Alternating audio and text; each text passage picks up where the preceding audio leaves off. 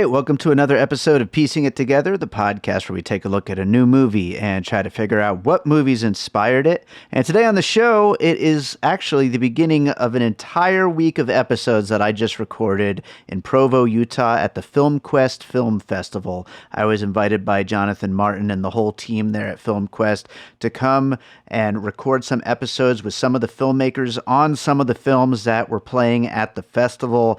And so this is going to be an insane week. I just spent about 5 days at the fest recording these, and now you're going to get 7 episodes in a row this week, all FilmQuest related episodes. And first up is Daughter of the Sun from writer, director, and star Ryan Ward. And I have as guests for this one director David Tappan, who had a film called Universe 25 at the festival, and Nicole Murray and Paige Henderson, who worked together on the film 3 Easy Steps. And so we will do the whole Piecing It Together format on Daughter of the Sun, and then also talk to these guests about their films that were also playing at the festival as well. So that's coming up here in a second. Before we get to it, I do want to remind you, as always, to make sure you are subscribed to Piecing It Together wherever you listen to podcasts. This way you'll find out about all these episodes as they come. And then once we get back to all of the other episodes that we've got on the way, so make sure you're subscribed. You can also follow us on social media at PiecingPod, and don't forget to join our Facebook group, Popcorn and Puzzle Pieces, where we continue the conversation about all the movies we talk about here on the show. For those of you new to Piecing It Together, it is a really fun community, the Popcorn and Puzzle Pieces Facebook group. I keep it closed to keep all of the internet monsters out and just people that are fun and want to talk movies. So yeah, we'd love to have you there. But with that said, let's get into the first part of our 7-part FilmQuest series and talk about Daughter of the Sun. And I should mention, since you might be new to the show because of FilmQuest, we do get into spoilers on all episodes of Piecing It Together. You kind of have to if you're going to talk about what other movies might have inspired what goes on in this movie. So, spoiler alert, and let's talk about Daughter of the Sun. All right, so first recording of FilmQuest 2024, we're going to talk about Daughter of the Sun, and joining me, we've got this great panel of filmmakers here. Starting off, Paige Henderson, introduce yourself to everybody. Yeah, hi, I'm Paige Henderson. I'm the director, co-writer, and I act in the short film 3 Easy Steps, which is here at the festival. I have a production company called Svelte Dog Productions with Nicole Murray, who is also here. Absolutely. And Nicole Murray, introduce yourself to everybody. Yeah, so I'm Nicole Lynn Murray. I am the producer, co-writer, and I play Jane in 3 Easy Steps, along with Paige over here. Right on. Yeah. And David Tappan over there, introduce yourself. Yeah, David Tappan. I'm the director, co-writer of Universe 25. It's one of the short films in the sci-fi blocks. Right here at FilmQuest. Absolutely. So for Daughter of the Sun, before we get into the whole puzzle pieces thing, were any of you familiar with this film or the filmmakers? Anything? I mean, obviously, FilmQuest is kind of a tight-knit community, so a lot of people know each other. But anybody here know anybody involved in that?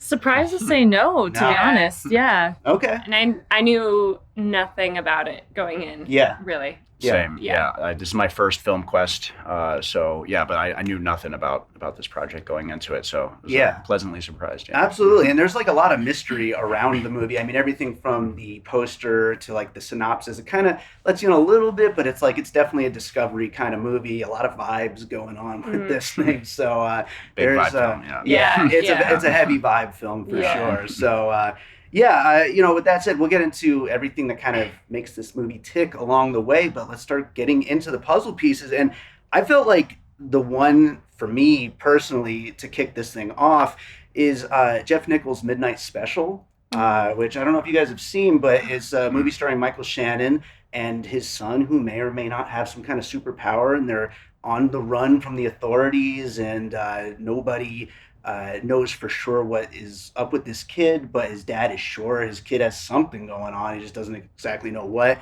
And again, really plays it close to the vest the whole time. Really uncertain of where any of this is going, or are people crazy?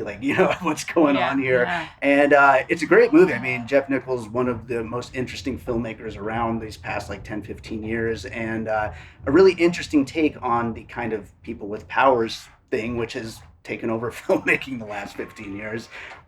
So any of you seen? I've seen it. Yeah.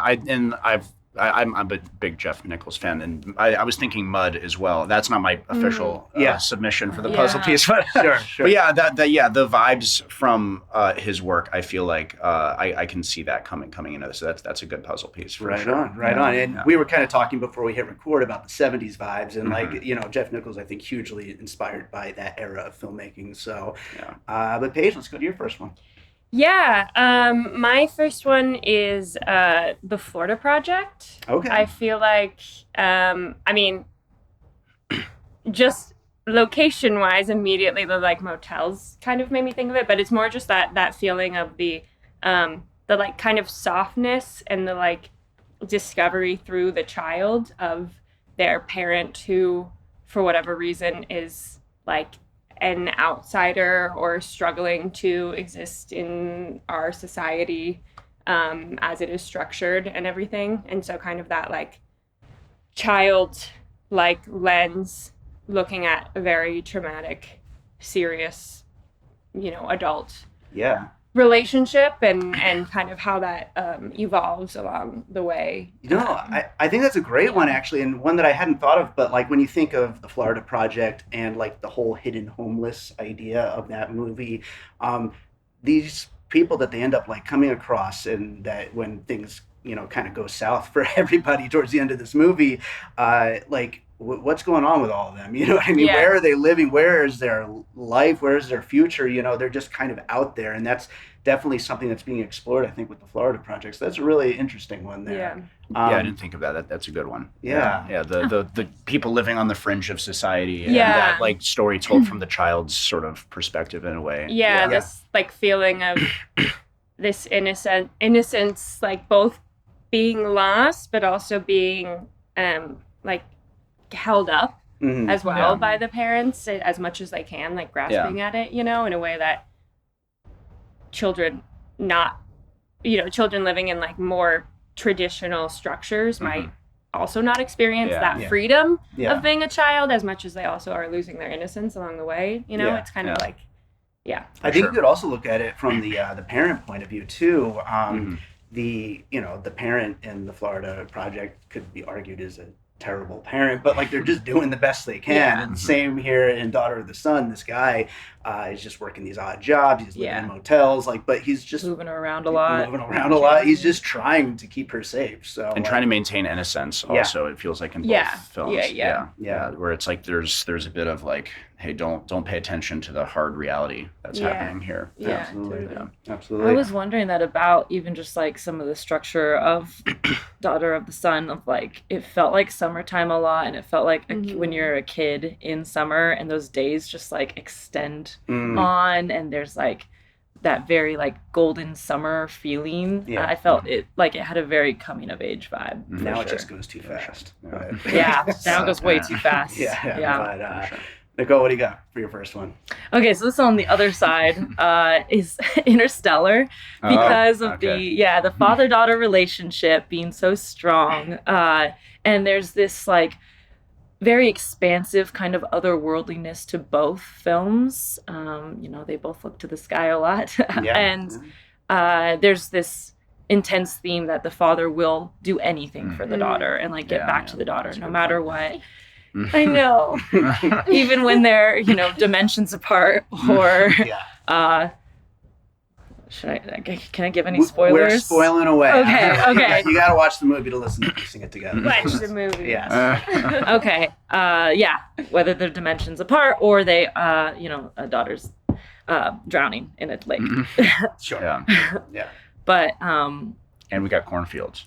There are a lot of fields. Also, during the Q&A, the director was talking about how his composer, he gave him the script to write from before he'd seen it, and that's what Nolan did with Hans Zimmer. And the fucking cornfield chase, best like piece of like film score ever was not to that it was like they were made separately and put together, and it's like, what? And so I was literally, I didn't make that connection, but I'm a composer. That's like what I do mainly. And like, sometimes you work, ahead of schedule. Sometimes you work once you have a finished picture lock, and it's like two totally different ways to approach it. But the two of them seem to work that way a lot, Hans Zimmer and Christopher Nolan, where he just starts working immediately once there's an idea, and obviously Hans Zimmer, it works out quite well every time out, but kind of wonder if the director Ryan had that in mind when he asked his composer, or I wonder. We all steal techniques from directors that have gone before us, so maybe he did something like that. Sure. Well, David, let's go to your first piece. So I'm going to go with Days of Heaven by Terrence Malick. I feel like first off, just like the setting feels like very like rural, and the wheat fields and just the vibes generally felt in that way. And then just the poetic voiceover that they brought into it, I feel like had that similar kind of aesthetic. Like it felt like there was some Terrence Malick vibes kind of being brought through in this. Absolutely. And just the general like pace of the film, I feel like had a Terrence Malick type of vibe to it. Yeah. Just in the sense that like there wasn't this like every single moment has to be driven by story. You can kind of, meander off and go into poetry from time to time. That kind of feels like it fits into that Terrence Malick world. Yeah. So I was like, which Terrence Malick film makes the most sense? I feel like it was either like Badlands or Tree of Life. And I just went with Tree of Life because just those vibes.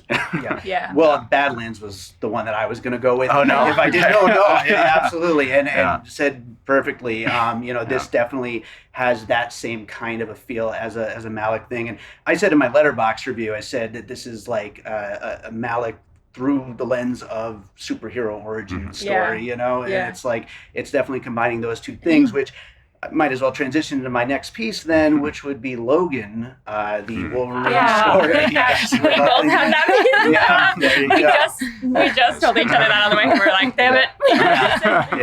I think it's pretty. Absolutely. I think a lot of people would think of it. Yeah, exactly. You got the father and daughter, in that case, kind of found family kind of thing. But, there's powers involved. There's being on the run. It's a road trip movie. It's again the Malick vibes, and I think Malick and bringing Logan in are kind of the main two things here that I think you would probably sell this movie as. So I agree with that. Yeah. I feel like the really like going back to Malick, like the really like you mentioned the poetry part, the like montagey parts, kind of a really lyrical, like temporal feeling. Also, the director during the Q&A. I don't know if we're supposed to talk about that. Oh, that's fine. I wasn't at the Q&A. Okay, so, he was talking about like in a lot of those more like lyrical, poetic moments, like being like chasing the dusk and being like, all right, what are we gonna do here, and having the freedom to improvise and like see a light on a blade of grass, and this. He didn't say the blade of grass part, but see light on a blade of grass and like shoot that. And that's something that I feel like Malick is like known for, is like being able to like really slow down and like be like those bolt of lightning moments, where like you get the beauty that like end up making your film that you couldn't have planned for. And it felt like this film very much had that, and both seeing it and then hearing the director speak about it afterwards as well. Absolutely. It must be a difficult process to have to work with nature in that way, where everything just has to be right, and I mean that's why we talk about Malick films after all these years. You know? Kind of thought about it when I was watching the film. I was like, that Blue Hour stuff, that Golden Hour, from a producer perspective, like, oh no. But good for them. They made it work, and they actually made it work to their benefit a lot. I wonder how they did those night scenes with where the moon was out in the cornfields, because like you could see the whole cornfield. So I was like, did they do the Mandalorian and just shoot this on a volume? I mean, they clearly, I'm sure they didn't, but I mean, day for night, maybe I don't know. That must be tough. Absolutely. 30,000 ISO. Well, I know I stole Logan, but what do you have next? My next one was Beasts of the Southern Wild. Okay. Again, that like fringe kind of society, father-daughter, that relationship in Daughter of the Sun was just so strong and beautiful, and also like soft and special, and that Beasts of the Southern Wild like really feels that was like, I feel like I came away from those two movies having the same feeling. Yeah. As well as just again, like, I know this film Daughter of the Sun was shot in Canada, but going back to the like, you know, summer vibe, the like, it felt hot and sticky, like Piece of the Southern Wild, it feels that way as well. Like there's like the like summer heat and like stickiness, and the bayou is obviously different than like Canada, but that felt like its own almost both tension and, again, like I feel like this movie is like everything's a dichotomy of like maybe something that's constraining and also freeing, and I felt that as well with the climate. Like it was this time when they're, you know, she's allowed to run around as a kid and like play football and all this stuff, but there's also something slightly I just felt the humidity, which is like a tiny bit suffocating in a way that you don't notice immediately all the time. And so Beast of the Southern Wild kind of gave me that similar energy. And just beautiful. Oh yeah, absolutely. I mean, shot. Talk about things that are inspired by Malick. Yeah, you know what I mean? So it definitely fits in there. And then also to go back to your Florida Project piece, I mean the point of view through a child's of what's going, all these like very heavy things going on in their lives. So absolutely, great one. I want to watch that movie again. I haven't watched it in a while. I just rewatched it actually I produced another podcast called Awesome Movie Year, and we were just doing, what was that, 2014, somewhere around there, but whatever it was, we just 2012. did 2012, yeah. So yeah, we just did that one, but anyway, what do you got next, Nicole? Okay, so for me, it's a better version of Firestarter. You got the father-daughter relationship going again, of course, but the kind of like relationship with that and the powers, Firestarter, of course, with the fire powers, and then here with the light powers, or life powers even. Like in Firestarter, there's a lot of relationships with animals too. I remember at one point the daughter like hurts a cat, and then like in this film, the father's like, put it out of its misery. Like, and in this film, it's the opposite, where it's like, I'm saving these animals, like I'm bringing these animals back to life. Like, this is our ability, our power. And then like she kind of encompasses that and starts to do that as well.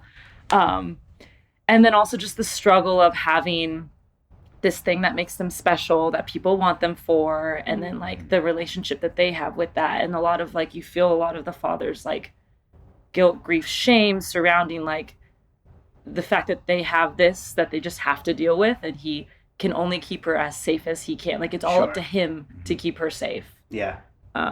So yeah, that's just crushing for the parent. And like, I mean, I'm not a parent, but like, I just, you know, imagine the drive to keep the kids safe, but then there's all these supernatural reasons that you also have to. And I actually noted that about all the animals in this movie. That's something I kind of liked about it. I'm a big animal lover. And so there's a lot of animals in this movie. It was really, really cool. Another thing that must be complicated to shoot, I'd imagine, as a filmmaker. Animals. Don't shoot with animals. Any filmmakers out there? Those cats and dogs were great. I know. Oh my god, sleeping there. There were like some beautiful shots of them. I I don't know how was they like, did this it. dog's a model. Well, and then back to your earlier point of like kind of the mystery that happened along the way. At first, when I saw the dog was her, and maybe this is just me not picking up on clues, but when I first saw the dog was her, I was like, oh my gosh, is he doing that to the dog? And you know, you've got the blood in the sink and everything, which I think they were trying to do a little bit. And then, oh no, he's healing them, he's helping them. So I thought it was the animals were a nice use of just like even showing the progression of the powers, the relationship, all of that. Yeah. Our understanding of it. Yeah. And of what kind of powers they are and like what they're used for. So David, let's go to another one over there. So I'm kind of torn on which one to bring next, but I think I'm going to go with Five Easy Pieces, the Jack Nicholson, one of Jack Nicholson's early films. That's like early 1970s, and there's something he's plays in like an oil rig worker, or it's a very blue collar film. Right. So like, and you know, we all know and love Jack Nicholson for his very like unhinged sort of behavior and like man on the edge of society. So I feel like I was kind of feeling some vibes both from the protagonist of like this guy that's kind of like getting in fights at work and is very unhinged, and then on top of that, just like the general vibes of the film, just the shots, just the cinematography, something about the setting just really felt like it was feeling like that early 1970s sort of aesthetic. Also kind of going back to like the approach with the storytelling, to me feels a very 1970s approach where you can just kind of like meander through your story a little more, and it's more like slice of life in a way. Like I feel like that's what I gravitate towards in those like 1960s, 1970s films is, you're allowed to kind of just like live and just kind of get a peek into somebody's life, and I feel like in this film, it's like, it's a peek into this society on the fringe in a way. So I feel like, it was accessing that and accessing sort of that hippie culture, I guess, in a way of like just kind of living on the edge. So there's, I don't know exactly what it is about it beyond that, but I think just general. I just kept thinking 5 easy pieces. So no, yeah, and especially with this father character, I mean, the whole blue collar life and just like just how rough it is for this guy and just trying to keep everything together. So interesting one to bring up here. I'll go for one more. Leave No Trace, the Deborah Granick film with Ben Foster and Thomasin McKenzie. He is a father who, for reasons related to his like PTSD, is like forcing himself and his daughter to live in the woods off the grid, and there's a lot of like, is this good for the child? And it's told in flashbacks to once she's kind of thinking back to these experiences and how they shaped her and all this. And you could picture like this movie, Daughter of the Sun. I mean, if things had ended differently, you could picture her like imagining back to all these times with her dad and how they kind of, left her after that point. But that idea kind of going back to that, just kind of living with these characters and just seeing their experiences and kind of just like this slow kind of pace for that, definitely kind of reminded me of Leave No Trace and those kinds of characters living on the fringes, basically. Any fans of Leave No Trace? I haven't seen it, but shout out Shot Deck for our film 3 Easy Steps. I had a lot of shots from Leave No Trace in my 3 Easy Steps board, so I've been meaning to watch it. That's funny. But Looks great though. We love that. Yeah. It looks very good. Yeah, absolutely. Right on. Yeah. Do you have one more you want to bring up? I had Logan as my other one, and then I couldn't think of a specific 70s movie that like I felt encapsulated, but I guess I'll just like speak to how you brought it up and everything. I think like that's obviously such a big impact is just that whole that time period, and like just his use of zoom lens especially I felt like was I feel like 70s filmmaking is like can be quite like 70s inspired filmmaking is quite popular, as it should be. I also love it. And I feel like a lot of times it can be either like used incorrect, like non-motivatingly used, or and I felt like his use of it, particularly like zoom in a lot of like the close-ups in particular, just like I felt like was really well done and really harkened to that time period, while also like we have so many other things that are like it's not a 70s film obviously, but it's also not trying to be a 70s film. It's so like I thought it was really nice. The whole aesthetic felt very 70s. Something with the color grade also felt very 70s. Like it was very like yellow tinted, although which I feel like is a very like 70s grade. Totally. But then they would intercut these very like yellow graded shots with these very blue graded shots, which also felt like I think the way they would do that in the 70s they would shoot tungsten stock outside, so then it would be very blue, or maybe I'm mixing up. It might be vice versa. But yeah, so it felt like they were kind of using some of those techniques. I'd be very curious to see how they achieved the look of the film, because it was very very it felt like film. Yeah, definitely. I loved that. Just leaning into that, like I didn't know what year this took place, and I didn't really care. Like it could have I thought the costume, the wardrobe was done so well to have been.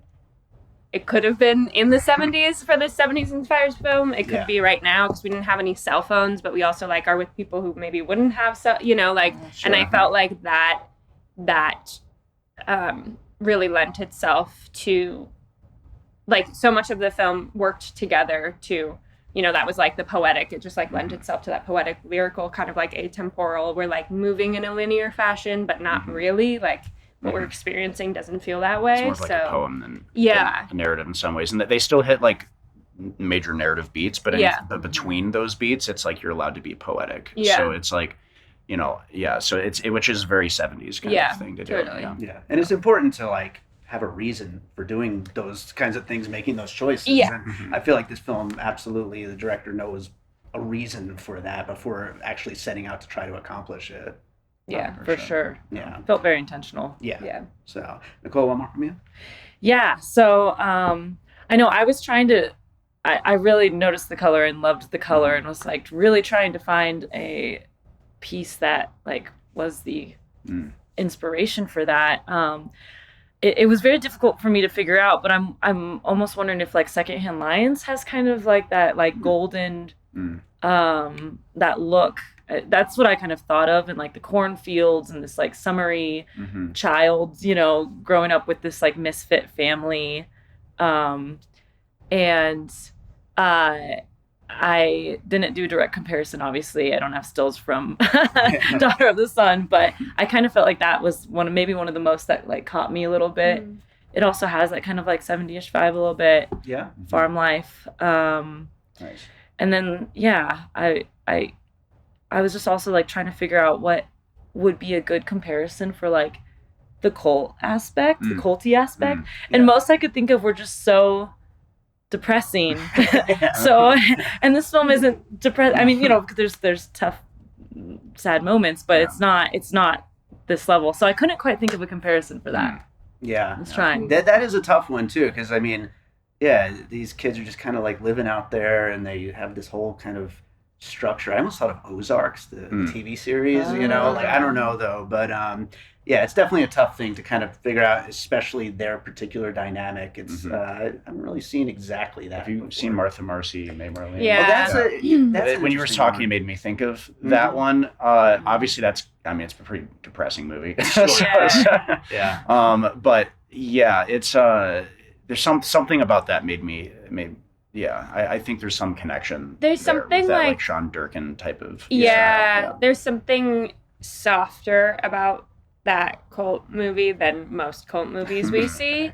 So I think. Yeah. I don't know. I think that was. And they're like living on a farm-ish type of thing, and it feels like that movie has a slower pace in some ways as well. Yeah. More intimate. Good shout out on the cult thing, because I wasn't really thinking like cult movies per se, but that kind of jogged my memory for a good one. Right on. David, did you have one other one you wanted to bring up before we wrap it up? I'm kind of torn. I feel like for the color grade, maybe like Moonrise Kingdom. I don't think that's my official submission, but I just wanted to like get that in the mix here. I felt like just before you go on to your next one, that totally the scene where they're swimming. Oh yeah, the two kids are swimming, like gave me those those vibes so much of like that beach scene in Moonrise Kingdom. Their little romantic relationship off in their own space. And like, just like the like fragility of like the young love and the like embarrassment, but also freedom again. Like for sure. But I guess my official one will be Kramer versus Kramer. Just to get another 70s one in the mix. I feel like that father, and that one's father-son, but father-daughter in this relationship, and like the struggle of trying to raise a kid as a father and as a single father, and being kind of at a loss for how to handle things sometimes. Like I feel like that all takes place in New York City.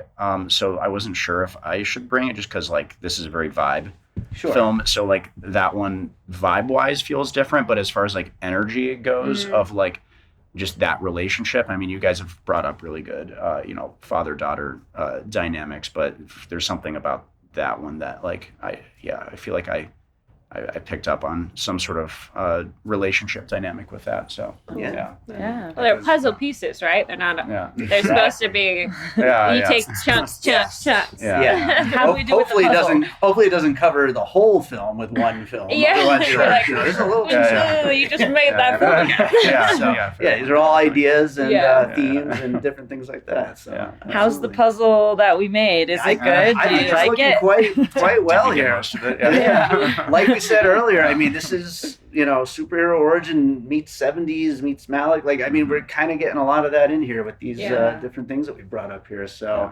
let's go into some closing thoughts. Paige, anything you want to kind of mention that we didn't quite get to? I feel like I talked a lot. I always have something to say when somebody says something. So sorry if I interrupted anybody. No, I don't think so. I think I said I just keep going back, and I heard myself say it 7 times during this. That like soft, intimate feeling of this film that I really respected and appreciated, and didn't feel gratuitous at all. And I think part of that actually for me was probably the fact that it was through the lens of the little girl. Like I thought that was a really strong, and I loved also, again, the director during the Q&A was talking about how this is like a sequel to a film that follows the father when he's younger. So this was his sequel of like, oh, what if this guy is now a dad? And I thought it was a really wonderful choice to not make it seen through the dad, but to make it seen through his child. Like, I think, this director did a great job. So I feel like if he did choose to follow the dad more closely, it would have been a great movie still. But I really responded to, again, that play between like childhood innocence, beauty, and the trauma or the promise of a world that is hard or doesn't accept people, or like that. I don't know, that like play. And it's literally, whoa, she literally talks about it. It's literally like there's the light and the dark. That's like one of her final monologues. Right. Whoa. Whoa, wow, Paige. It's all there. Around. Yeah, absolutely. So yeah. How about you, Nicole? For me, I super love that in all those, that like quiet and in that like intimacy and in those kind of like longer, again, kind of coming of age feeling, like in that vibe, there was these like little foreboding moments that were sprinkled throughout, which I thought was really cool. Certain of them being like the gal who could like kind of like draw things and see, some of the things that she would say was kind of like, oh, what's going to happen here? And then I wanted to specifically note when Hildy comes of age with her powers or whatever, there was 2 tears in the sky, and I was like, that's so cool that there's like, and then it made me even more like, oh my gosh, like what do these 2 people on this earth mean? Like, are they like the downfall of the earth? It just made me start to like really spiral into what like them existing in this place meant, which I know we won't know or get to, but I liked pondering that. Maybe in the 3rd movie, Yeah, there we go. How about you, David? Yeah, no, it's cool to see films today kind of harkening back to that, golden age of Hollywood, because I think, for me though, those are a lot of the reason, those films are the reason I'm a filmmaker, like the Coppolas and Scorsese's and De Palmas and all that. So like to see, filmmakers drawing from that in this way, I think is a lot of fun. So it's been fun just, kind of trying to puzzle the piece together as far as which 70s, because I kind of tried to limit myself to the 70s films and like, just think like which 70s films are the ones that inspired it. I don't know if I'm sure there's some other ones, so I'd love to talk to the director about it and see what inspired him. But yeah, I think we did a pretty good job piecing this thing together. I think so too, absolutely. I was just gonna ask, did anybody else feel like the girl is baby Blake Lively? Like exactly like her. I just thought that was funny. Totally. I did think that. Yeah, that kid has a future playing younger, or great performances all around. And we've been talking about the look of this thing and the vibe. I just think that this is, it's definitely a impressive film. You don't always see things at festivals that like look this like good with intention and everything, and I think it's really great looking movie. So yeah, I think that is a good place to wrap up Daughter of the Sun. Let's talk about you guys' shorts a little bit before we get out of here. First of all, you guys talk a little bit, because you guys work together on this film, so talk a little bit about that. So Nicole and I are frequent collaborators. We have a production company together, and this is our second short film together. It's called 3 Easy Steps. It's about a woman with debilitating ADHD who goes to the woods for like a self-care journey, you know, to get better. And then things take a dark turn when she manifests another version of herself. So we say it's like a genre-bending dramedy turns thriller. It very much starts in a different place where it ends. Yeah, and just for us, it's, you know, for me, I say it was like, it's like my love story to get help from my ADHD. Whenever we work on something, I feel like whatever either of us is going through kind of like comes out on the page and then on the screen and then everything. So yeah, this movie for me specifically personally was really meaningful and important, because I am in therapy for ADHD now, and I wasn't when we started this process. So it's very much like me working out my feelings and everything like on the screen. So it's very much like taking the audience along for a ride instead of like telling them, which I think good movies are, you know, and I'll let you decide if it's a good movie or not, viewer. But it was very much like me processing. Well, with this being a personal story for you, Paige, Nicole, what were you thinking when she like was coming up with these ideas, or when you guys were kind of collaborating on the ideas for this? Yeah, well, and what's funny is like we actually just kind of came with like a concept. We were really inspired by this. The colorful world that's in our film was inspired by this like colorful greenhouse that we saw as a location, and then the idea of that in a forest. So we kind of started there. We often start with just like concepts or visual ideas, or and then like she said, you know, as the process went along, it really became about mental health for us in general, and about like the journey of self-acceptance and the shame that often like prevents us from accepting ourselves.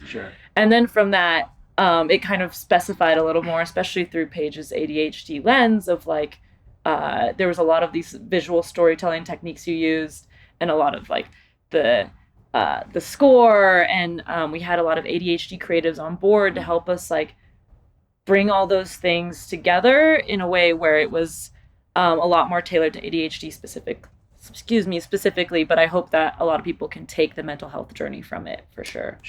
Well, I thought it was great, first of all, but I thought it was really funny, a lot of aspects about it, like the list of things that she's doing on her self-help, you know, stuff like that. I think a lot of people relate to that. Yeah, it's, you know, again, hoping to be relatable in the process, and then like specifically part of the genre bending too is like that feeling, both again general mental health, but also specifically ADHD. There's something called emotional dysregulation, where you're like in and out of really intense. So that's kind of like mimicking that a bit, is like this feeling of like laughing at yourself, self-deprecating, all of this. You're like, whatever, it's fine. I'm laughing at myself. And then it like goes just a little too low, and it's like, you know, shame and brutal. And so that's kind of where that turn is in the movie. Absolutely. Yeah. Were there any movies in particular that were like big influences with this idea? You know, yes. I don't know why I literally always forget. This is so weird, but I forget, like, there's like 2 films that I was like specifically, there was one film we were thinking about a lot when we were writing, and one film I was thinking a lot during, and we shot this like a year and a half ago, and I've slowly like, and you know, I don't know, as a filmmaker, obviously you're inspired by a lot of films, but also I feel like for me, sometimes when I'm making a film, I don't want to like refer too much back to it, because then I'm making the same film or something. Right. Yeah. But I'm a little embarrassed. I can't remember. I know, same. Oh my gosh. No, what was it? What was I thinking of? Oh, one that's just like visually, and this is Last Night in Soho. Okay. which actually wasn't my favorite true. film in the world. Mm-hmm. But so we have the colorful world that Nicole mentioned is like seen through these mirrors that are this like internal, like kind of looking into the mind of our lead character Jane. Yeah. And that play between like the Thomas and Mackenzie again and Anya Taylor-Joy, like those two like versions of herself that are also different, which our film is not like a doppelganger film. It's, you know, the different aspects of oneself. So I took a lot of inspiration from that, both visually and also just like mechanically speaking, almost in terms of like the movement of the bodies within the space together.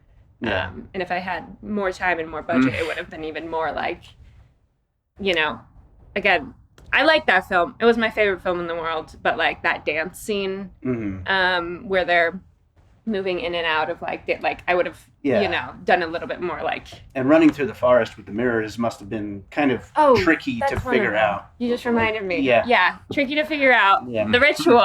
The ritual. It was a huge influence. Okay.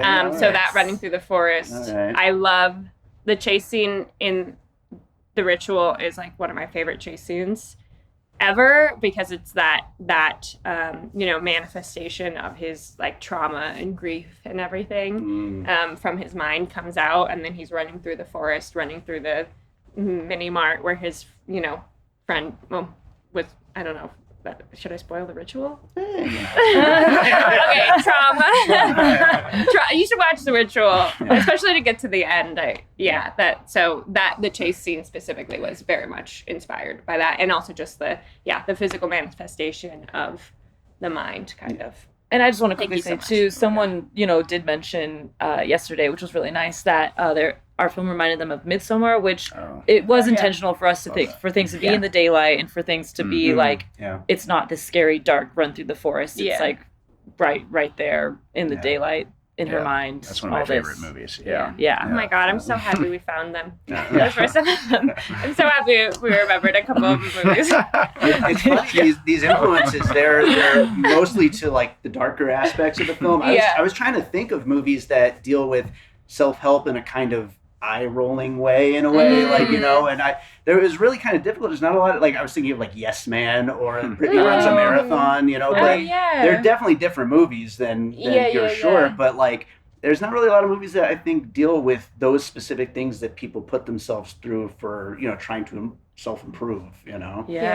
So well, thanks for that. It's a cool idea, absolutely, and I love where it goes and all that. I feel like slightly, now that you say that, just real quick, and it's you know, a different for sure, but I May Destroy You, that series. That. It's really good, and it's really brutal, and it's a woman dealing with like after she's been sexually assaulted, and that creator, Michaela, I forget her last name. She's incredible. She's a genius.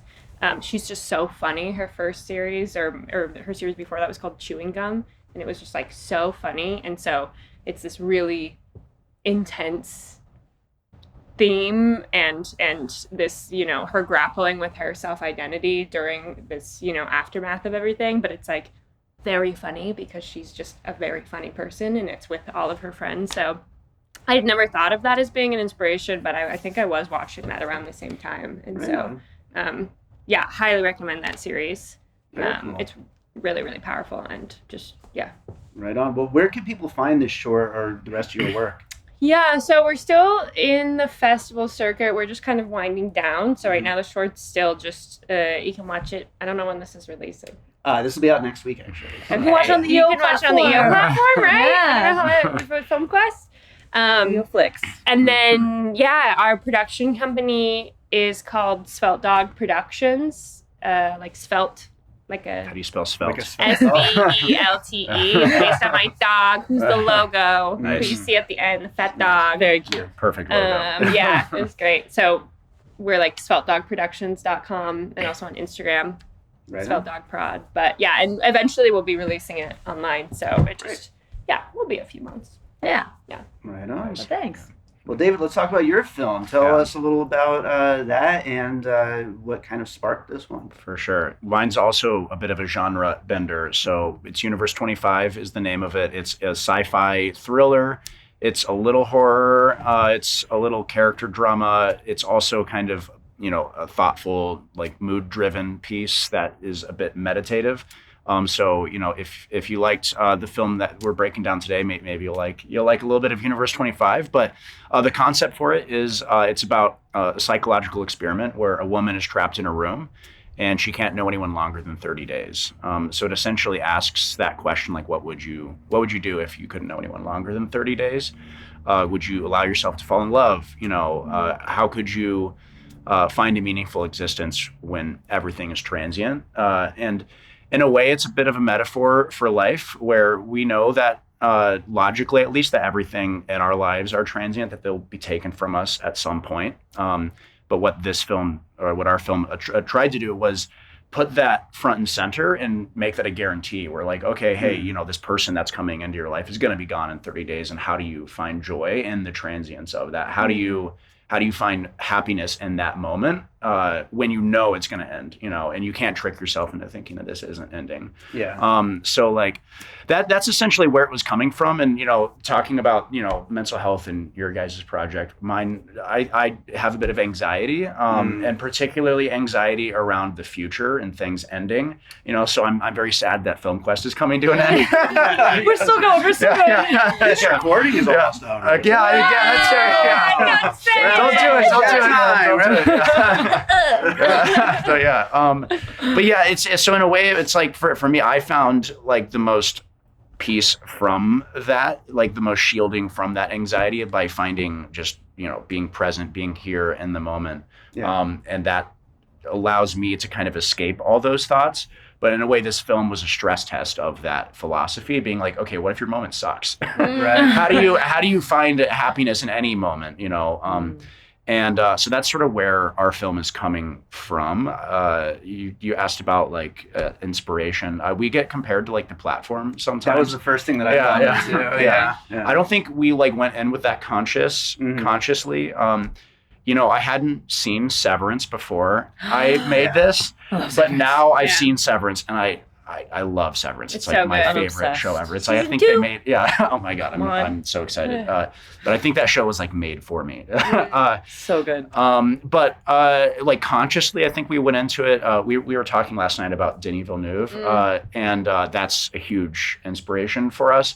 I don't know if there's a single film from him that like is like our film. I mean, maybe Blade Runner 2049, like just the vibes of that film, I think we're kind of bringing into that. Not really anything conceptually from any of his. I can see maybe a little Arrival too, because like not knowing what's going to happen when you end up in that room, and look into that glass. Yeah, that's a good comparison. So. Yeah. Arrival's one of my favorite films as well. And then I like European like mood-driven sort of films. So like some directors like Michael Haneke, or my Russian friends will shoot me, but I can't say this dude's name, but Andrei Zvijintsev, he did like Loveless and Leviathan. So some films like that inspired us. Just something with the pacing of the shots, just like long push-in shots and things like that.